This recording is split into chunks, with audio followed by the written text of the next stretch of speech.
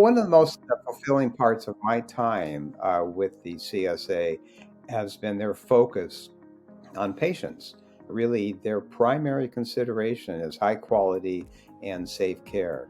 And California has been at the forefront by developing improvements in safety, not only reducing medical errors, but also helping to reduce preventable harm throughout the perioperative period. I think we've also been very active in terms of patient safety with the opioid epidemic. And I think that we all recognize the fact that opioid overdose deaths have increased during this COVID-19 pandemic.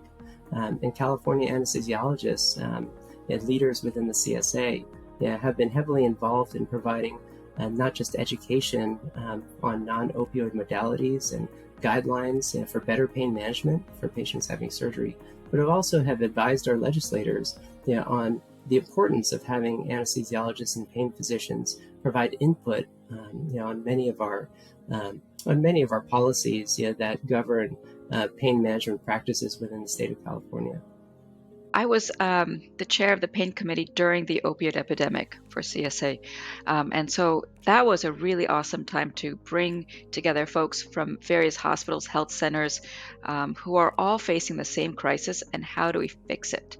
How do we use our EMR? How do we use our resources that we have in a very resource-constrained environment to educate patients, families, physicians, health centers about safe opiate prescribing? How do we educate our ASC colleagues? So that was a really, really pivotal moment, I feel, for the organization to create video and content and social media campaigns that every health center could use and adopt in their own system. So it was an initiative that started just in a committee and went out through all the health centers and ASCs in California. So that was pretty cool. The opioid crisis continues to be a major concern for our patients and for legislators, and anesthesiologists in the CSA, as subject matter experts on opioids, have the unique opportunity to drive policy that protects our practice and will save lives. In dental offices, we had a number of pediatric deaths, not only in California, but around the country. The CSA realized that we needed to do a few things to make sure that those guidelines were strengthened such that all those involved with pediatric dental care with kids that require sedation or general anesthesia follow certain guidelines. And that means having appropriately certified people in the room. To me, that's the single most important thing that we need to do, is assure that any child that undergoes pediatric anesthesia or sedation in a dental office has a team of people working with them that knows how to do appropriate monitoring and how to rescue that child should there be an issue with that patient's airway.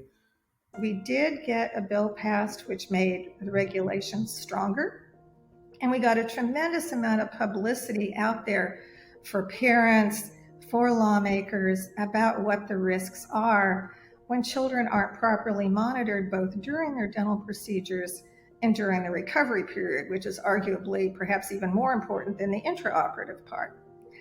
So if we've saved one child's life from dying a hypoxic death, we've done a miracle. One of the big needs that we've had for a long time that was actually raised by the Department of Health and Human Services was the fact that we don't have multi-society guidelines that actually govern what good perioperative pain management looks like.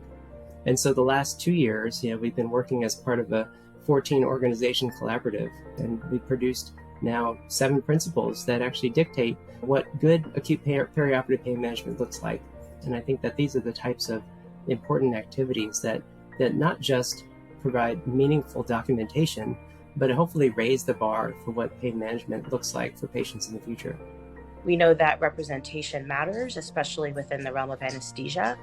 And one of the components that we try to really champion is more representation within our society, more sponsorship, more mentorship, more voices in leadership that can represent a more holistic approach with how we look at medicine and also improve patient quality of care as well. I think what we've seen over the history of 75 years of CSA, some incredible breakthroughs that have come through that have changed the lives of patients as well as the practice of anesthesiology.